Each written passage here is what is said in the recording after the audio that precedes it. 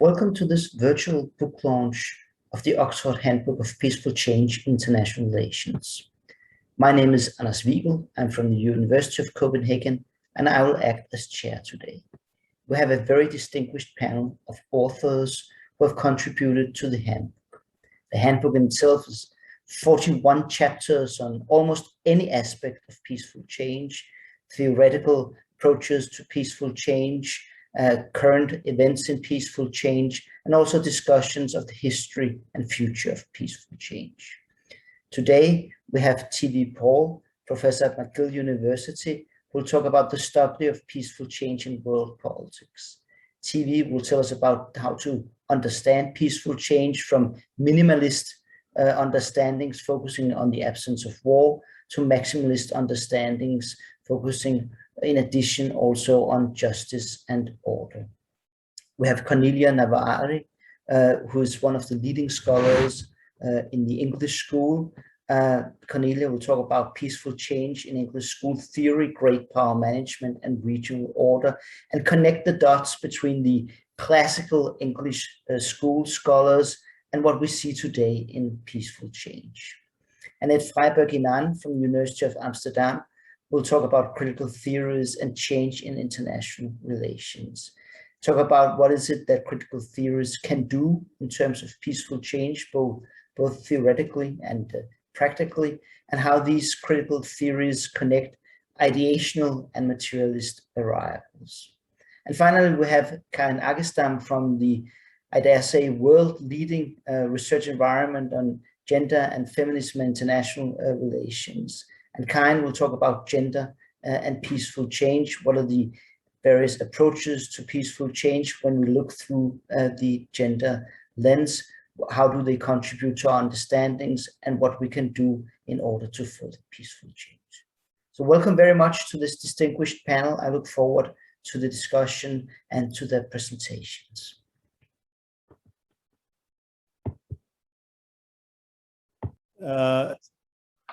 Especially the one co-editor and 3 co-authors of this 41 chapter volume, 890 page, I believe. I think Anders just showed it, but it is thick, and it involved 2.5 years of work involving a whole host of people from all around the world. But what was most gratifying was the diversity of the cast. We were able to get people from different parts of the world, different genders, different ethnic groups, different scholars. And we made it a point that each region is represented in some fashion. And that was quite gratifying. So what are the aims of this handbook? First of all, to give prominence to a subject matter that was very important for the foundation of our discipline in the 1930s, 20s, 30s. And then it sort of, there are these ups and downs in the study of peaceful change. Of course, practitioners, as the Europeans would say, practice it so well in crafting their policies.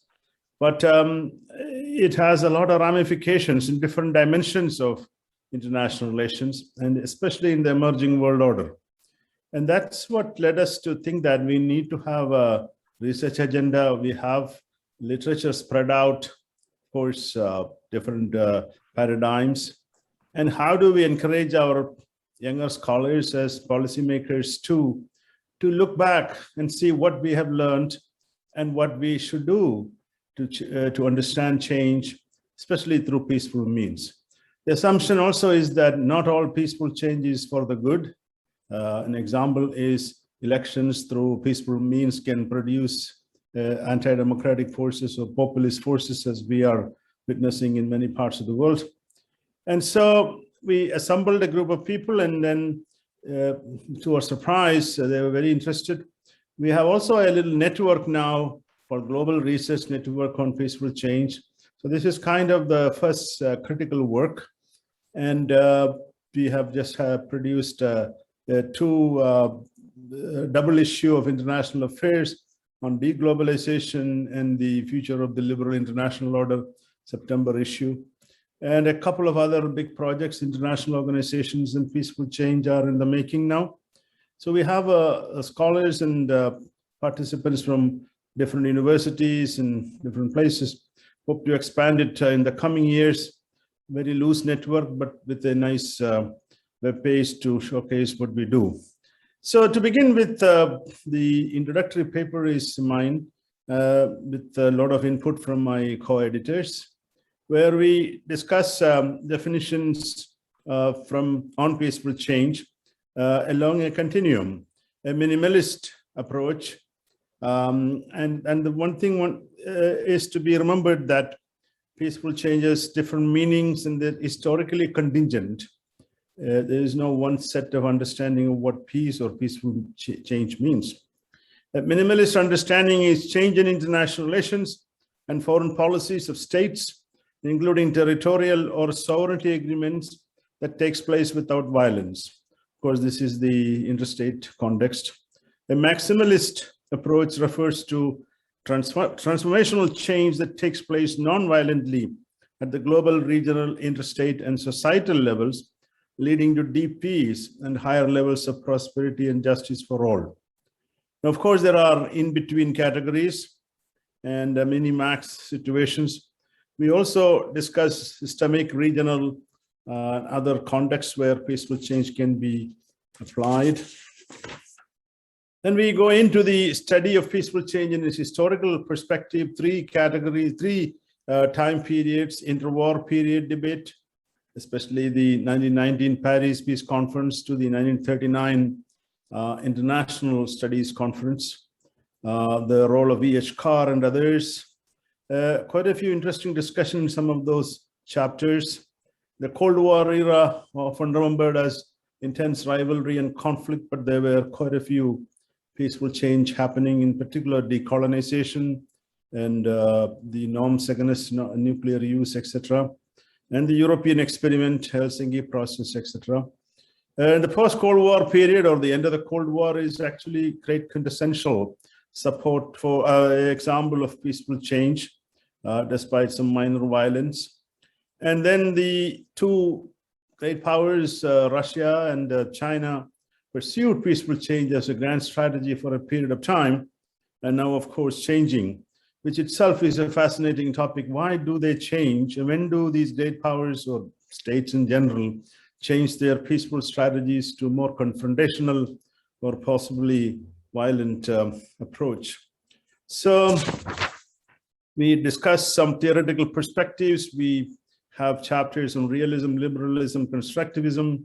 We have then the three that we are discussing today are going beyond those alternative perspectives. Of course, English school is in between, I guess. We have critical theories and feminist theories, some civilizational approaches too.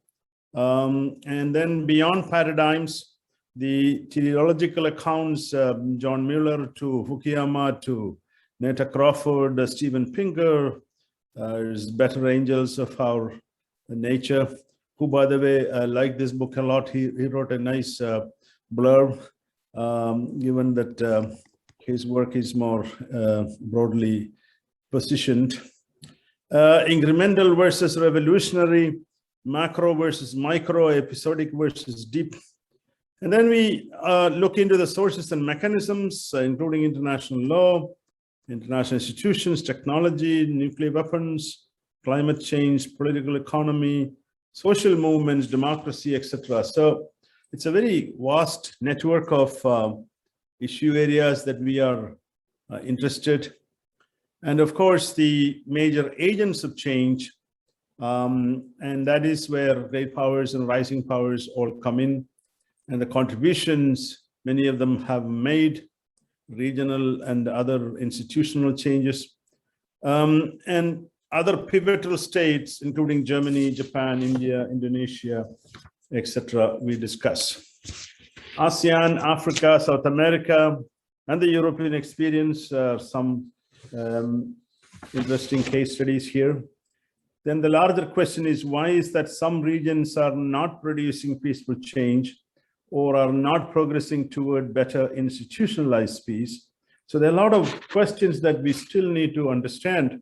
And that's why we have given a lot of materials for scholars and students. Hopefully in the future, they would like to work on it in the 41 chapters, historical origins, theoretical traditions, material and ideational sources, pivotal states, key regions, etc.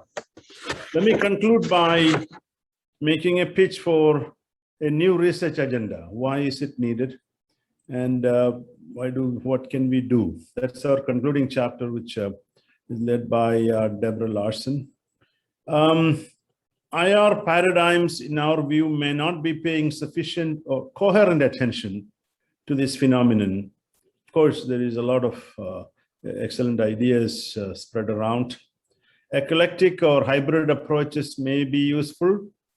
The future inquiry, what structural conditions generate peaceful change or violent change, the likely candidates, relationship between peace and systemic change, for instance, domestic, political, international level change, the role of social movements, how they are making a difference in the global arena, emerging technology and change, cyberspace in particular, even talking about social movements, we have just been witnessing the whole Me Too movement, climate change, Black Lives Matter. All these seem to have profound impact on the way even we conduct our business. But the question is, are they sustainable? How long will they be blown back by forces that don't particularly like some of them? And then, of course, the question of state capacity, and in terms of peaceful change, what kind of methods, sources, mechanisms, and markers? So methods are very important, like social science, so sociology, there's a lot of methodology developed on social change. Can we apply that to international space?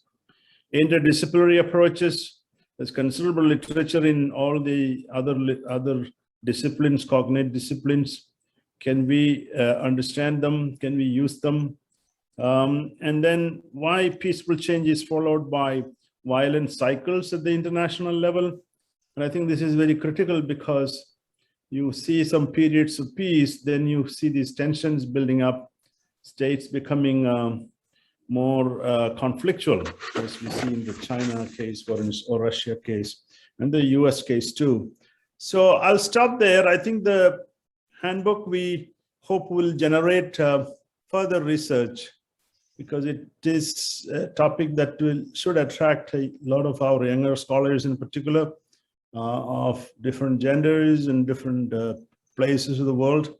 Because every society, every country has produced some ideas that have contributed to the notion of peaceful change.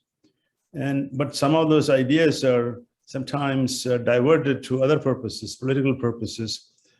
I was just reading a paper on dharma by this Indian scholar, and the first thing that came to my mind, it's a beautiful concept used in Buddhism and different isms, different religions, but it is misinterpreted. It can be misinterpreted by religious right-wing forces, and which is sometimes happening.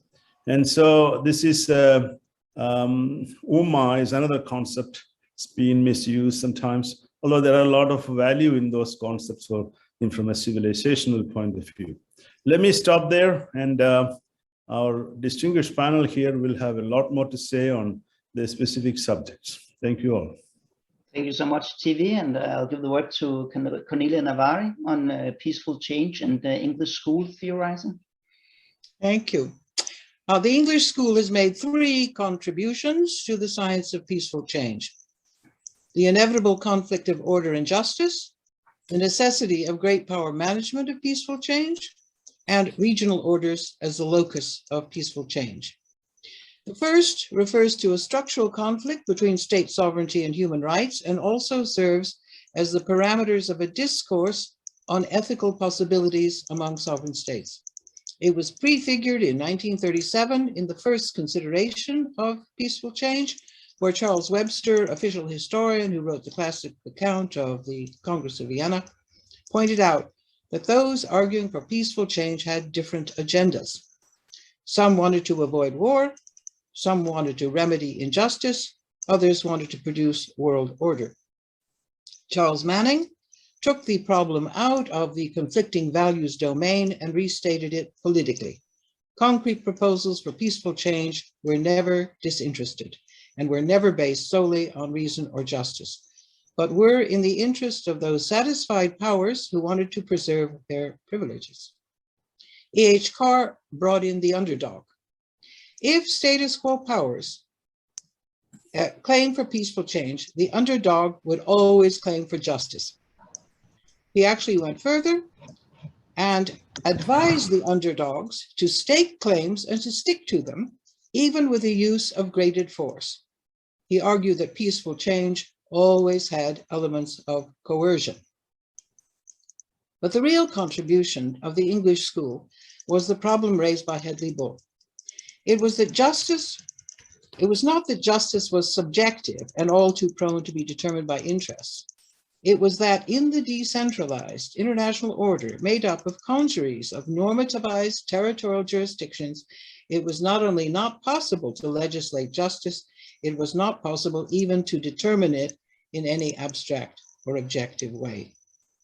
Bull's argument raised the question of ethical possibilities among sovereign states, and it put the English school directly into conflict with standard liberal thinking on ethical questions, including ethics in international relations. Liberal thinking starts from what is the right course of action, whereas the English school, always starts from what is possible, from the second best. The second, the requirement of great power management. In 1937, it was obvious that the problem of peaceful change was the problem of power shift and great power aspirations. Italy and Germany, each building capacity, who wanted to join the imperial game, Germany seeking to restore its pre-war position. GPM, which we call great power management, GPM, is both an observation on the course of history and a structural determinant arising from the gross inequalities among states. With regard to the first, GPM is implicit in all of the big war-settling congresses from 1648 to the present. With regard to the second, the theorist who pinned down the foundational argument, the foundational conception, is again Hedley Bull in the famous chapter 9 of the Anarchical Society. There he identified great poweredness and an associated responsibility as foundation institutions of a stable international order and the fundamental requirement of peaceful change. When the great powers agreed, there was the foundation of peace. When they disagreed, there was the foundation of war. Agreement among the great powers, or at least their willingness to concert, was hence a central requirement of peaceful change. There's a small literature on the science of GPM, great power management. For example, in the absence of the institutionalization of great power management, no stable balance of power can emerge or persist. Secondly, that GPM does not require any particular conception of power or equality of power, and that it can work within any distribution of power. Third, that the ideological factor has, in Barry Buzan's terms, neither determined GPM in the present, nor defines its potential in the future. That peaceful change is in the hands of possibly wayward great powers was also foreseen. Hence the ES insistence on the importance of institutionalization. Professor Paul has pointed to soft balancing, by which threatening powers are restrained through the use of international institutions, informal alignments, and economic sanctions. These institutions are largely operated through the Security Council, which in the ES terms is the institutionalization of great power management. The third, the notion that regional international societies can be peacemakers, is not unique to the English school. The contribution of the English school is that any region can be a form of international society with its own distinctive rules and adjudicative procedures, and that accordingly, any region is potentially able to become a security community in the modern terms. The ontological grounding for this was provided by Barry Buzan, who posited that because of the increasing autonomy of regional relations that followed the end of the Cold War, regional systems could themselves be systems, objects of analysis. He and Ole Weaver distinguished between the three forms of security complex, a system of conflict formation where war possibilities are clearly in evidence, a security regime that secures the status quo but goes no further, and a security community, the latter obviating the use of force. Adding some constructivist and institutional insights to the Buzan and Weaver map, Andrew Hurrell, drawing on the experience of Mercosur in Latin America, has proposed a, and I quote, normative and institutional structure within which state interests are constructed and redefined.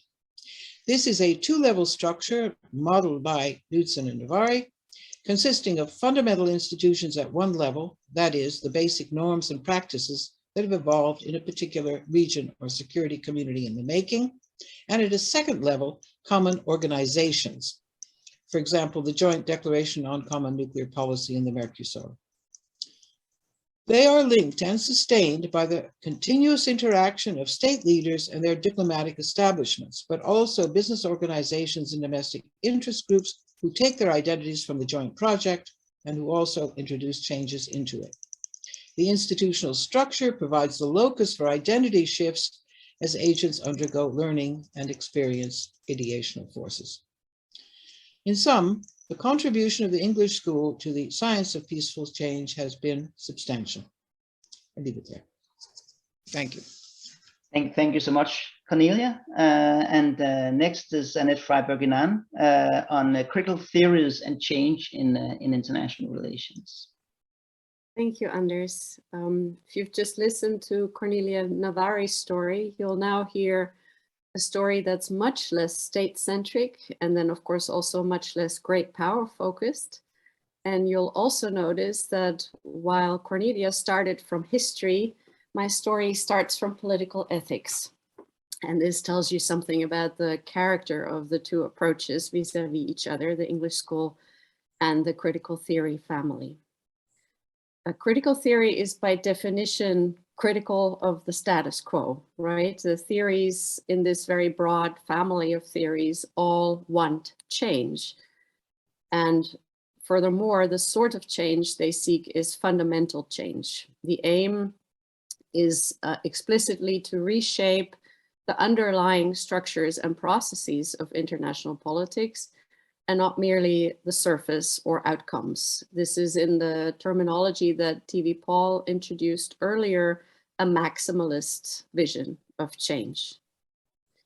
The most important contribution, at least in my view, that critical theories make to the analysis of international politics in general is that they draw attention in various ways to the obstacles that exist in the world to such desirable structural change. Often they follow Marxist tradition to some extent and often very loosely, but drawing on that tradition, they draw attention to the distribution of socioeconomic power as a strong predictive force, whereby the strong in essence get what they want typically, and the weak suffer what they must. In this diagnosis, you'll notice they align very nicely with realists. However, they add two important observations, and those observations essentially are what earns them the label of critical. The first of these observations does most to distinguish critical theory from liberalism, and that is the recognition that politics never begins from a level playing field. Power inequalities are always already there. They're always already stacking the game. So it is naive to expect interest to prevail. This is the liberal hope, of course, unless it is the interest of the powerful, in which case it's likely to prevail. What distinguishes critical theory from realists on this point is that, unlike realists, critical theorists tend to explicitly expose this unlevel playing field as something that's normatively undesirable and that we should work to remove. We should work to remove these entrenched inequalities, whereas realism doesn't think that possible. This was the first important observation that makes critical theories critical. The second one is that they recognize that and explain how material power works together with ideational power. Ideas aren't neutral.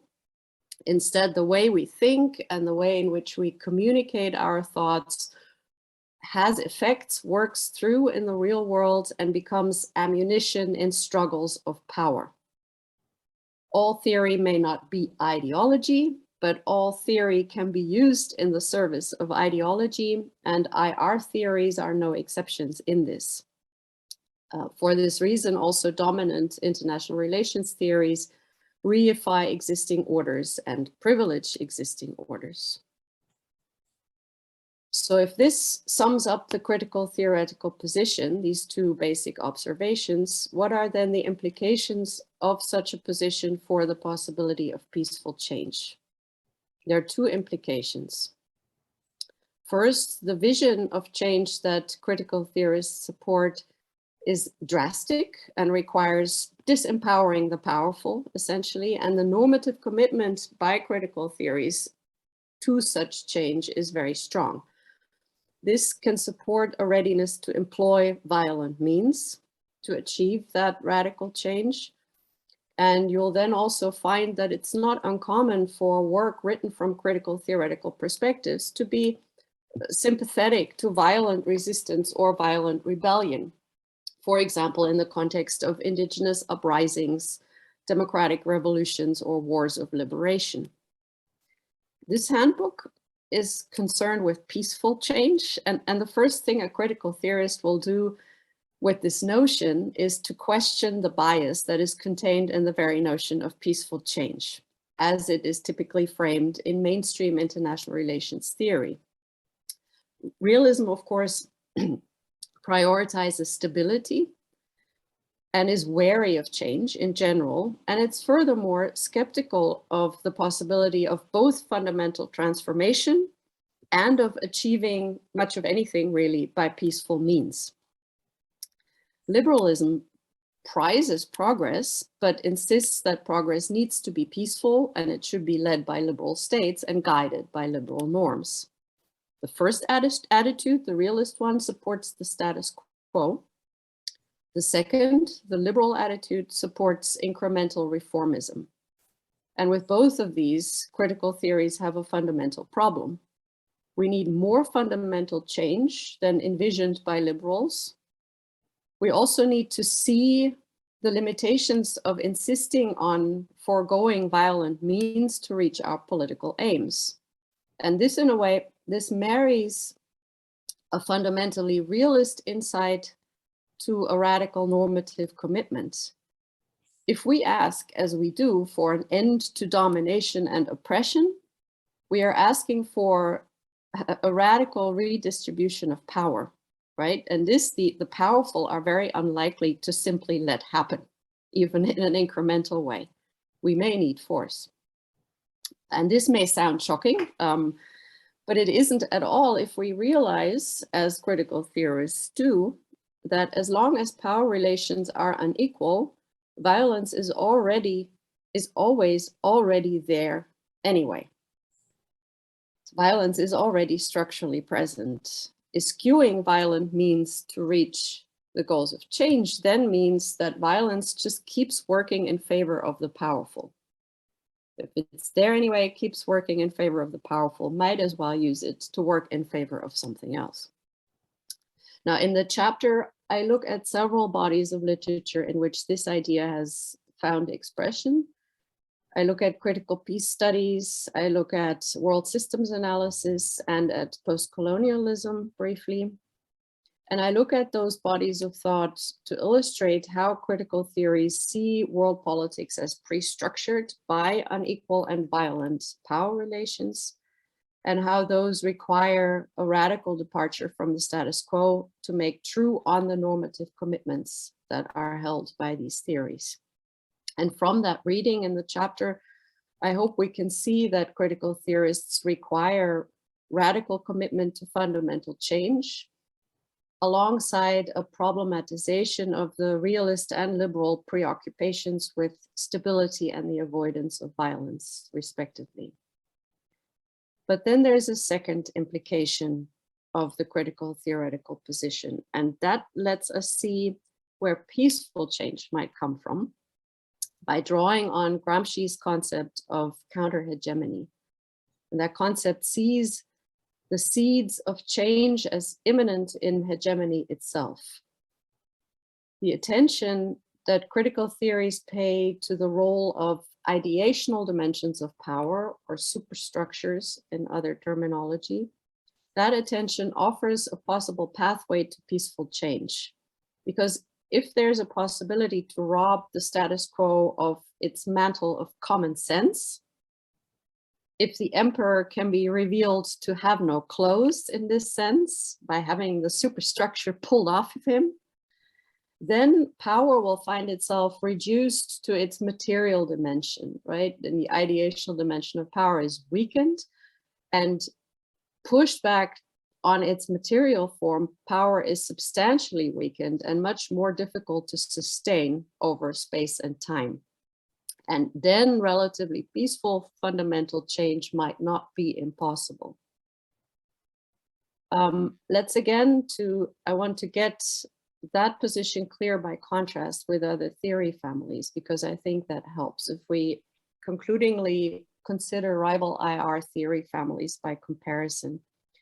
We have realism characterized by a state-centric ontology and predominantly material and relational conceptions of power. Realism expects dynamism in the international system to emerge primarily from material contestation. Ideas and institutions are epiphenomenal. Deep transformation away from power politics is in any case impossible. That sums up realism. Liberals in comparison emphasize the importance of institutional change. And from a critical theoretical perspective, they fail to take sufficiently into account, or maybe they don't worry about, the fact that without an accompanying cultural and material power shift, institutional progress is going to remain incrementally reformist and reversible. It's never going to be fundamental enough. Critical theories point out that before institutions can carry out an emancipatory mission, the superstructural basis on which they function has to come to reflect such a new vision.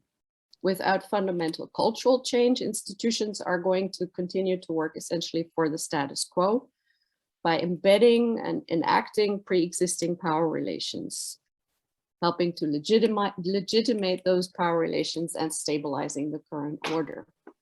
It's true that institutions can embed realism in the sense of guiding states into trajectories of change, but this is unlikely to produce sufficiently radical transformation. What we need instead is fundamental debate about the values our institutions should reflect and promote, and about the institutions themselves. And this debate has to come from civil society.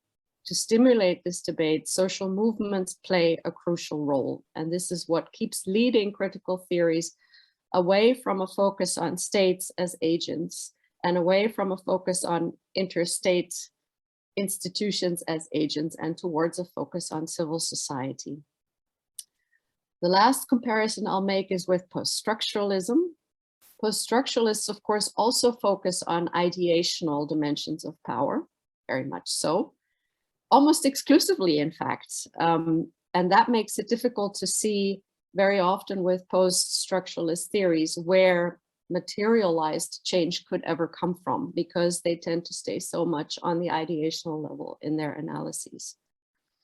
By contrast, if we follow critical theory, we learn to see power as simultaneously material and ideational, drawing on collective understandings and intersubjectivities, and structurally embedded in institutions and in the way we talk about stuff in discourses. And I'll conclude on the basic idea that if we want to truly change the world from a critical theoretical point of view, we need to address that inherent interrelatedness between the material and the ideational dimensions of power. Thanks.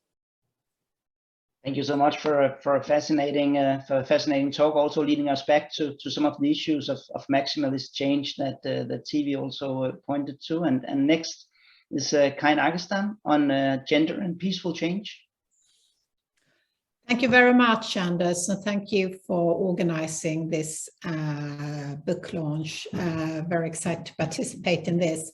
Yes, so our chapter that is co-authored with Annika Bergman-Rosserman focuses on gender and peaceful change, and where we examine the interplay between gender and peaceful change and elaborates on how the concept of peace is inherently gendered by drawing up on feminist scholarship.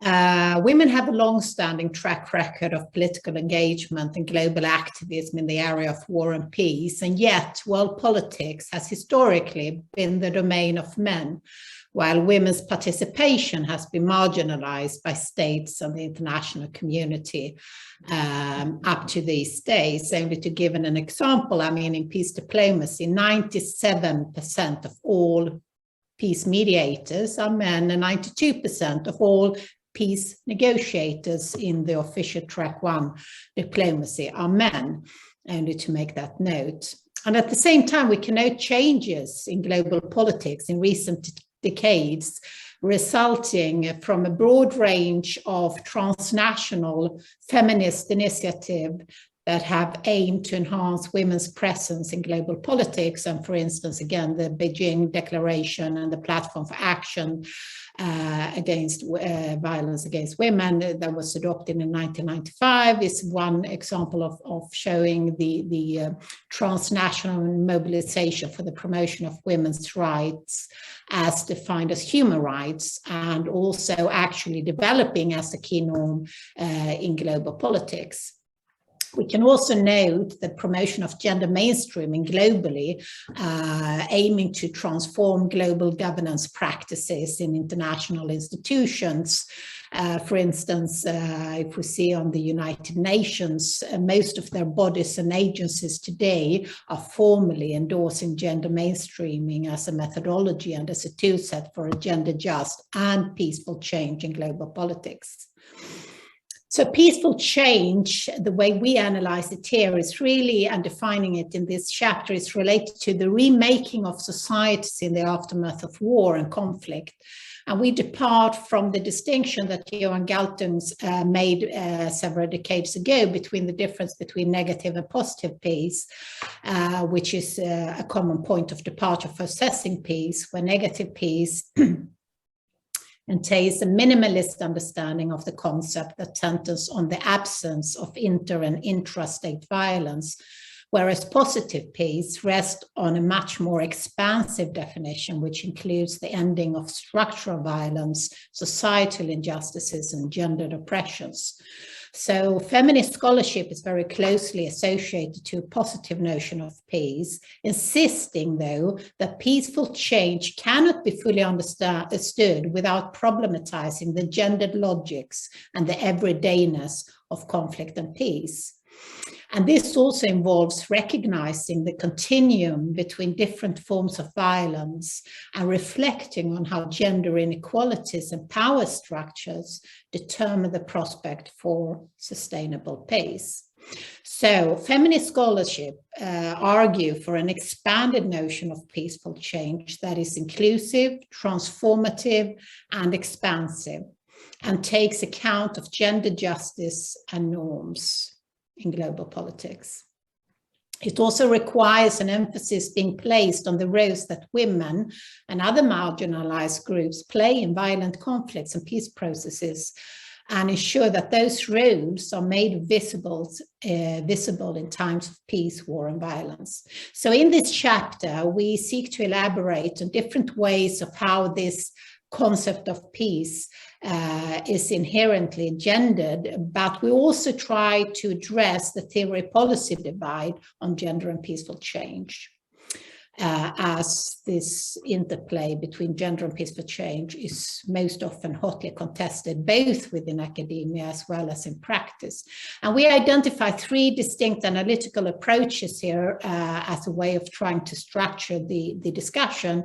One focusing on the women peace hypothesis, that is focusing on women perceived as a very monolithic group holding peaceful qualities. And the arguments here is really based on the assumption that women are fundamentally different from men, in particular by being more empathetic, caring, and cooperative. And it's based on that this recognition of women's distinct experience and abilities also can then enable new ideas and practices to peace building and peacemaking. And the women peace hypothesis has also been very central and key in the mobilization of women's activism and historical struggles, both regarding gender equality and peaceful change. But of course, there have also been lots of critical engagements, in particularly on the essentialist nature inherent in its normative logics. And that's why other scholars have tried to unpack the distinction here between process and practice, as Sarah Ruddick's seminal research has done, emphasizing more maternal care and compromise and fairness as central to peaceful change. But this does not equate maternal care to biological mothers alone. And in her research, she has stressed that this can be carried out by both men and women. The second approach that we discuss in the chapter is strategic essentialism. And that is that it is recognized the essentialist and notoriously difficult essentialist nature of the women peace hypothesis. But essentialism is used strategically in politics and in policies based on the fact that women tend to hold different perspectives than men on questions of war and peace, given their distinct experiences. And this position has been quite prevalent in transnational women's movements and also globally on advocacy on the enhancement of women's participation in peace processes. We can also see it reflected in various UN resolutions and statements and policies in regards to women's participation and inclusion, emphasizing again women's unique experiences, and that should be visible, make more visible, and taking into consideration.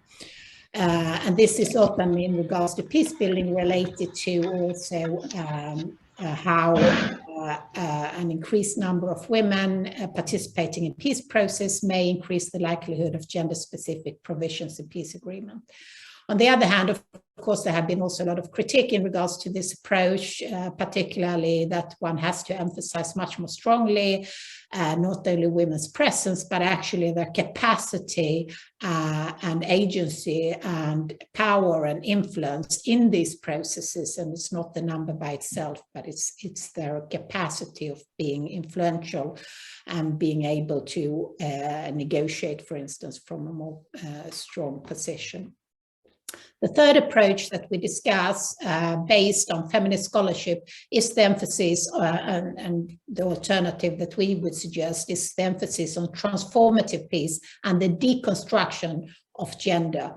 So considering that there's concerns regarding this tendency to emphasize women's and men's distinct qualities and weaknesses on the basis of biological differences and sex categorization, transformative notions and practices of peaceful change requires challenging gender hierarchies and taking into account their relocation within particular historical and socio-political contexts. And this also entails a critical analysis of how masculinities and femininities are constructed in relations to war and peace, and to make visible the multiple roles that women and men play in war and peace, and move away from the commonplace construction of women as primarily nurturing mothers.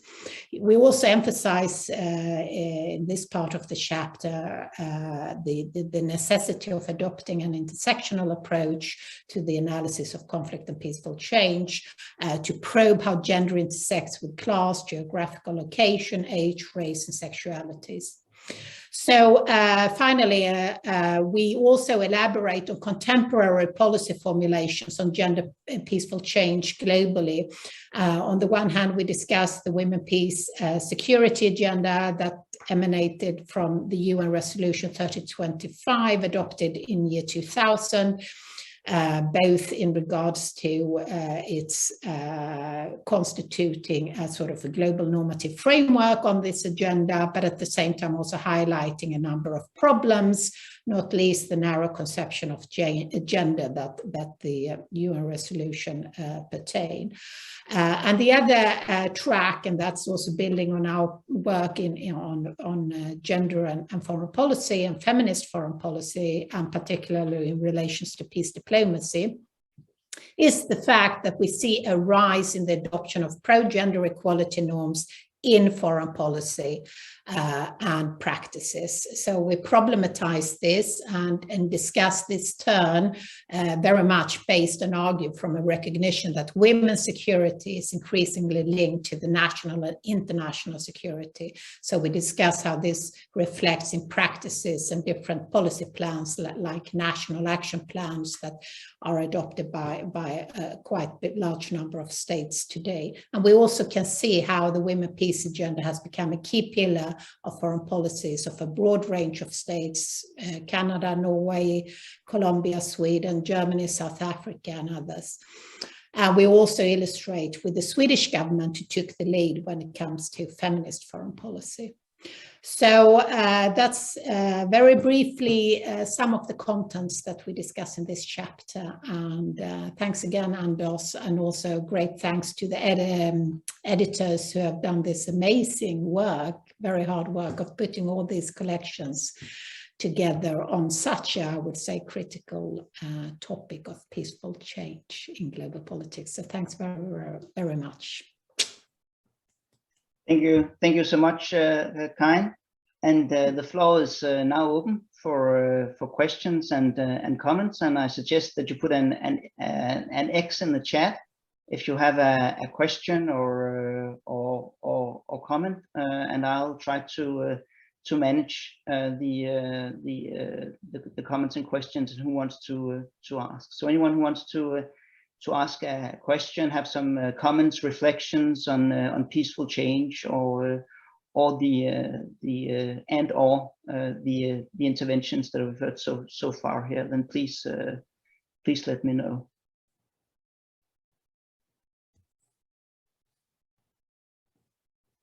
And yes, we have Cornelia Bachur from Center for Military Studies, University of Copenhagen. Thank you very much, Anders, and hello, everyone. I thank you so much for your fascinating inputs. Now I look even more forward to read this book after hearing your thoughts and your contributions about the chapters. I have 3 questions, but they are very quick. One of it would be, probably the most important one, how would you define peaceful change? And given the fact that there might be different commitments in different IR theories when it comes to peaceful change, how can we empirically transcend these tensions? And especially I'm thinking about whether the use of force would be part of the operationalization of the concept of peaceful change that you use in your book. If this is the case, then the second question is related. What do you think it would be the impact of the dynamics in Afghanistan for peaceful change? Is it likely to see a drop down in the objective, in the endeavors of the international community, international actors of wanting to achieve peaceful change post-Afghanistan? And the third question is, I cannot abstain to do some parallels to recent theory on institutional change that I generated in a book that I recently published. So one element of my theory is legitimacy. So I'm wondering how this element plays out in your notion of peaceful change, given the fact that legitimate authority is a key element for establishing a normative framework. Yes, thank you. Thank you so much, Cornelia. And I don't, TV, you raised your hand. You want to go first on the question of definition? I thought nobody was raising questions, so I can go later because mine are more fundamental issues. I think the handbook does deal with the questions, at least the definitional part. We all agree that there's no single definition. This depends on what topic you're dealing with and what stage in the process of understanding a phenomenon. So that's why we talked about a maximalist and minimalist, and our contributors here mentioned the differences between negative peace, positive peace, and the English school also has different understanding of peace. So short-term, medium-term, long-term, and that's where your question of legitimacy becomes very important. Peaceful change, sustainable peaceful change requires legitimacy. Legitimacy in terms of accepted norms, principles, and individuals and states following their particular behavioral patterns. So Afghanistan, yes, fantastic question, but that also is an element of whether international change and domestic change are correlated in some fashion, and how we can achieve change internally in a violent situation through peaceful means. I'll leave for my other contributors because I think the chapters contain, Cornelia, a lot of ideas for you if you are into the subject. Each chapter has a vision of what change means, peaceful change, and often they use some of our definitions, but they also have their own definitions. So I'll stop there. Thank you. And Cornelia, you want to come in on this? I think you're muted, Cornelia. I was a bit more supportive of the question that TV poll was. Yeah, Pete, yeah, it's a very fascinating question and fundamental, the definition of peaceful change. For the English school, it really is the absence of major war, and particularly absence of the kind of war, yeah, well, let's just say absence of major war.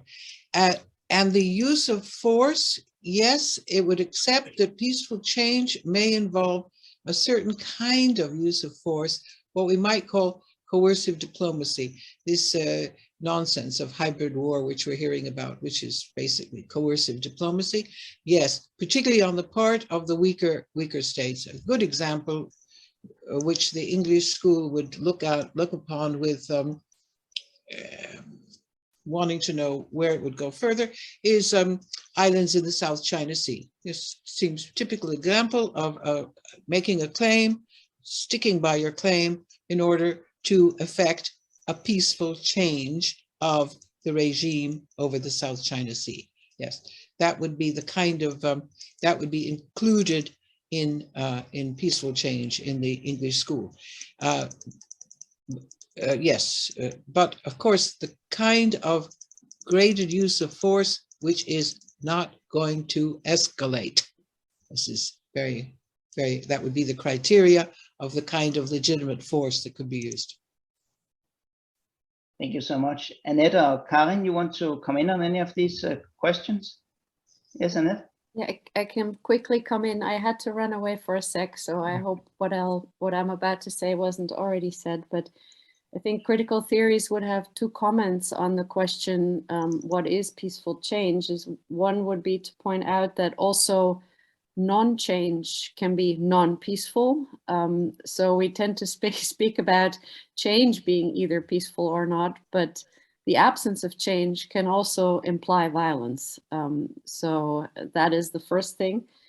And then change is a continuous variable, of course. There's always change, right, everywhere going on. And the thing, what I emphasized also in my presentation, is that we want fundamental change.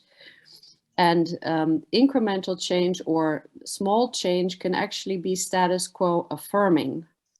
So change is a part of stability, unless you make it the sort of change that really brings fundamental restructuring of the international order. And only then it's the sort of change that deserves the name. Thank you. Karin, you want to? Yes, thank you. Yes, I think most of it has already been said. And as I said, I mean, I emphasize this with positive and negative pieces. And that actually reflects, and as also was mentioned here about minimalist and maximalist perspective, it's the temporal perspective that you constantly have to keep in mind when you talk about what we sort of define and understand and analyze as peaceful change. But what was interesting with your question, I think, is the quest of legitimacy. Because that is something that is interesting to look at. And that's why we used in our chapter these two examples of feminist foreign policy and about the women, peace and security agenda, because that's really about creating and actually having achieved a global normative framework that provides this particular legitimacy that enables actors and groups and organizations to have an impact and to work for peaceful change, that an opportunity, a window of opportunity that has not been there. But to note, we know that the rise of pro-gender norms in both global politics and foreign policy is hotly contested. So the contestation taking place, not least these days, is striking, combined with the populism we see also. So I think the quest there for legitimacy was very central here, I think, in regards to understanding peaceful change. Thank you so much. And I have three people on the list right now. It's Stig Toft Madsen, Jonas Fritzler, and Dr. Prasanta Kumar Sahu. So if anyone else wants to get on the list, please put an X in the chat. But first off is Stig Toft Madsen. Hello. I hope you can hear me now. Is it better? Yeah. I did not participate right from the start. I may have missed, but I'm just curious about what handbook means. I mean, you have some kind of books like a cookbook where every detail is described, huh? I know in USA now you have a field manual. It's called the Hindutva Harassment Field Manual for academics who feel harassed by Hindu fundamentalists. So I haven't seen it, but I mean, you are to look up to see what is the particular problem you have, and then you are supposed to find the answer. And you have a handbook. It's something maybe between a field manual and an encyclopedia. In encyclopedia, everything is there, huh? And so if you could just tell me where on this continuum you are placing your book. Thank you. Well, handbooks are now big part of all disciplines, and Oxford University Press is publishing at least 6-7 a year, as far as I see. They are compendiums of existing literature and what needs to be done, written in an easy to read fashion. They're more than encyclopedia in that sense. They are literature reviews, but they are also analytical pieces to encourage further work in a field that people think deserves more work. And they're very handy for course materials. And I was told that policymakers also use them. I read somewhere many foreign ministries have them because it's easy to read, and they get a good sense of what's going on in a particular field. So it has multiple purposes. What is interesting is a great learning experience of other subfields or categories of activities going on, because people people tend to atomize or narrowly focus on their specific interests. So this way we are able to bring together varieties of perspectives in one volume. Thank you so much, TV. And next is Jonas Fritzler from Bielefeld University. Yes, yeah, first of all, also thank you very much for these interesting talks. I think there was a lot that I'm looking forward to reading more about. Especially, I think, for me, as having not read it yet, it was really interesting to have this comparison between the different approaches throughout the book. I have two short questions. One builds upon what Cornelia Baciu already asked about, which is kind of how you define change. And for me, it was also interesting to think further about not only how you define it, but also you already, for example, touched upon this definition or this differentiation between the minimalist and the maximalist change. But also I was, Annette Freiberg-Inan already brought up this kind of the fact that it can of course be very gradual. So I was wondering if there's some kind of framework or some kind of pattern throughout the book of how you analyze and differentiate change as such, and how you compare different instances of change, especially while they are happening. I think that is quite interesting, especially with this debate on world order change at the moment of while it's still unfolding, how you differentiate or define these instances of change. And then lastly, I also found this short presentation by Karin Aggestam super interesting about women, peace and security, and how this agenda is institutionalized. And I think for me in particular, I also initially had to think of these instances that you mentioned, that there are some countries that in their foreign policy really push this agenda and kind of help bringing it into different kind of debates and agendas about norms, other adjacent norms at the UN, for example. And I was just wondering to better understand this, would you say that this is like primarily an agenda that is driven by these states, or do you think that there are other important actors to look at for this? So yeah, thanks. Thank you so much, Jonas. Annette, you want to go first on the change question, or not an easy one, but well, I can give a quick. Go ahead. Go ahead, Cornelia. You want to just a quick one. The best account of the different kinds of change is the Holsti, sorry, can't see it, Taming the Sovereigns. The 6 different kinds of change, 6 different, you won't find a better analysis. So you've got changes progress, changes addition, changes regression, changes, etc. So the whole notion, yes, he's very interested. So start there with your with your notion of the concept of change. It's a very thick one. Thanks. Annette, you want to? Yeah, we could add to that, of course, that we know change only in hindsight, right? It's a concept extremely difficult to work with when looking forward and trying to make predictions. If you want to make predictions about change as a social scientist, you'd have to be very specific about the time frame you're talking about and the depth of change you're talking about, which always reminds me of an anecdote. Many of you will remember Mersheimer's 1990-91 article predicting that after the end of the Cold War, the European Union would fall apart because it would no longer be in this standoff situation that would create internal coherence by juxtaposition to an outside enemy. And some 20 years later, a student of mine wrote an email to Mersheimer asking, well, will you not admit you're wrong? You said Europe would fall apart. And he got an answer the same day saying, well, it hasn't happened yet. I never said when.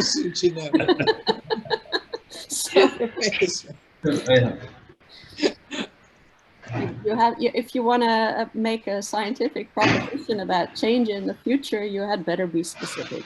Thank you so much. Karin, you want to answer? Yes, thank you.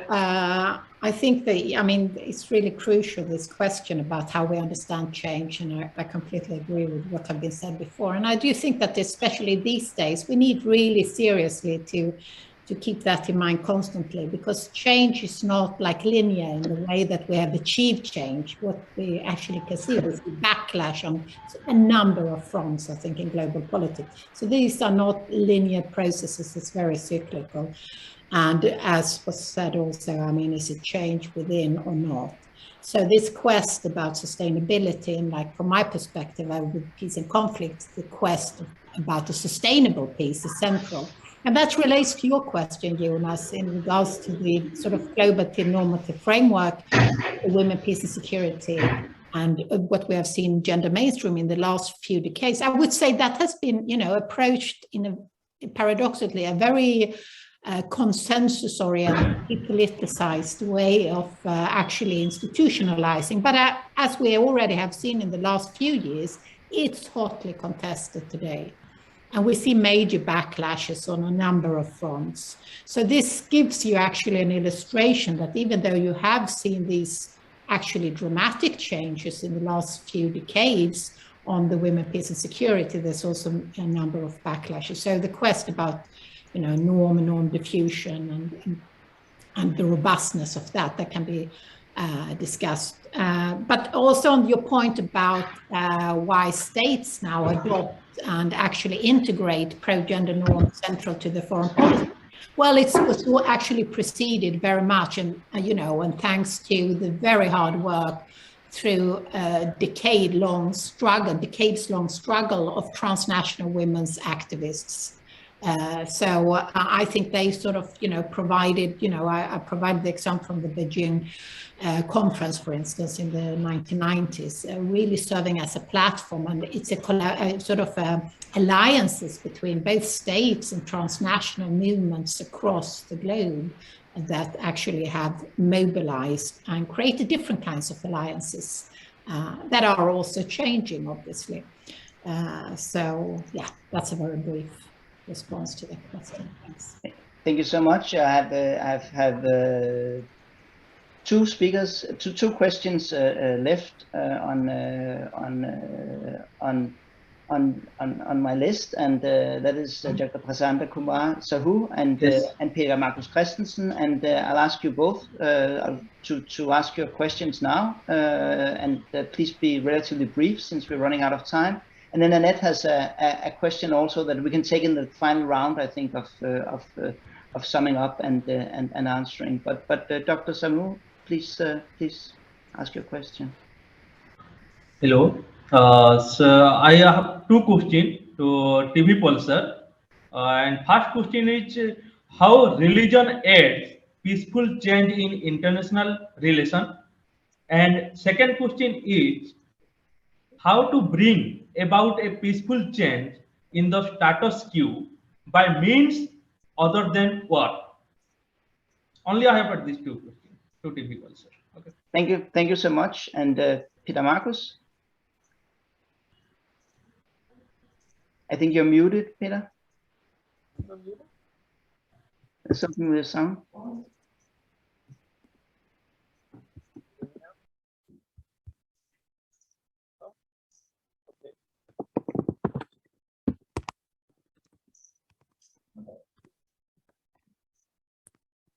Perhaps put your question in the chat.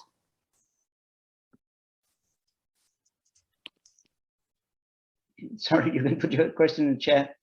But I think we'll start a final round from the presenters and give you a chance to answer these last questions. And I think maybe we should start with Annette, because you have a question also for Karin, and then we could turn to Karin and then go from there. Sorry, can Peter write down his question? I would love to hear from you, Peter, what you got to say for we can answer something or discuss. Yeah, while he's doing that, I can put my question on the table. It's a simple but important empirical one for Karin. because you were ending your presentation on some hopeful developments that the women's peace agenda is being taken up by some countries, governments. But at the same time, I think we see also plenty of states and actors internationally that are going in the other direction. So do you worry about a polarization around the women's peace agenda, both regionally in Europe and globally? I assume you do, but I'd like to hear more about it. Karin, you want to? Yes. Thanks. Yes, no, I did try to hint. I do like to identify opportunities for change, but obviously there's, gender is a major fault line in politics, as Engelhardt stated a long time ago, and I think it's need to be recognized. And I think that what we see, this kind of formation, polarization around the pro-gender norms reflected in foreign policy by a number of states today. And at the same time, we also see gender and how you see clustering of states based on anti-gender norms. I mean, when it comes to women's reproductive rights, you see it, with Trump, it was obviously during his administration and time. You saw it with Erdogan in regards to the control of women's body as part of his campaigns against terror groups in Brazil and elsewhere. So yes, you see this polarization very presently today, and how gender is used as a way of mobilizing both alliances and resistances, and to contest a number of liberal international norms that has been put into practice in a number of international organizations today. So from my perspective, to apply this perspective is crucial to understand the dynamics that is going on at the moment, and how political leaders are using this kind of gendered structures in global politics for their own, agendas. Very briefly, I did an article with Jackie True in International Affairs on this, on how political leaders navigate these gendered multi-level games. Thank you. Excellent article. Yes, I'm using it actually in something I write right now. Thank you so much, Karin and Cornelia and TV. Any final reflections and answers to the last questions here? I can start if Cornelia wants to wait, or can go first. Sorry. A project that I'd like to see right now, a nice roundtable right now, is how right now we're actually living in a process of peaceful change. The attempts are all peaceful change. And this seems to me to be, yes. So, and it would give us a lot of insight into what all the meanings of peaceful change are, and what the techniques of peaceful change could be, if we treated this period that we're in right now as one where the aspiration is, on all sides, is peaceful change. That's all. Okay. Thank you so much, TV. So I'll answer the question on religion. I think there is a fascinating chapter in our handbook by a professor from the US schools. And that is political religion can be a force for both peace and violence, as we know that. Religions have peace very much part of their lexicon and practice. But there is a danger when religion is used as a political weapon to include or exclude groups that don't belong to the religion. So confessionalist understanding. And so historically, religions have caused a lot of violence in human history, as we know, and even in contemporary history. Not all practices of religion are generating peaceful change. Some do. And of course, our ideas about daily religious practice also show that it can be peaceful on a personal level too. But ideas like I mentioned the dharma idea, how did Buddhist countries, so peaceful a religion can be used against minority rights and even violent reprisals in many of the Buddhist countries in our Asia Pacific. So that's sort of big question, and there is literature on when do religions become violent, when do they become peaceful, what do they contribute? And I would encourage you to read that chapter in the book that talks about some examples of that. Peaceful change, other than war, yes, interstate context, yes, that's the most important thing that we discuss, because historically war has been the source of change, the big changes in power structures at least. And so whether there will be future for that. I like Cornelia's idea of a process, peaceful change we are in now. I think some elements of that are discussed in this book. But I want to conclude with two other topics that asking in a way, what should we do next? How do we go further researching these questions? What are we missing in the literature? And in view of the handbook, I'm getting quite a bit of ideas from these discussions too. How do we understand peaceful change? And is there a role for different perspectives, developing it further? And then the question is, when do we find minimalist peace producing maximalist changes? So accumulated minimalist changes may be necessary for maximalist changes, especially in the normative realm. And then the reverse happens. Some of these efforts, minimalist changes producing violent outcomes or status quo maintenance, and some of the things that were discussed by Annette, for instance. So there's a lot of room for elaborating our themes, and we hope to continue this work with this network. And so if you have any new ideas, as Cornelia mentioned, please write to us, and we can encourage scholars from around the world to work on it and advertise their work in our network portals. Thank you. Thank you so much, and I think with these words on the future, we should conclude the panel, since we're already over time. But I want to thank you all, both the excellent presenters and the audience with such good questions. And thank you for it was a fairly small crowd, but I think it was a high quality discussion. So thank you so much, everyone, for doing this. And I look forward to discussing more peaceful change, maybe even living through some peaceful change in the future. Thank you so much. Thanks. Thank you. Thank you very much. Thank you. Thank you.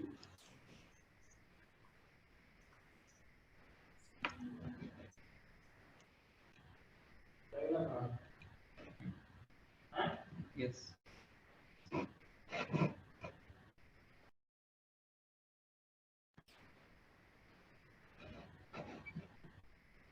Hello, sir.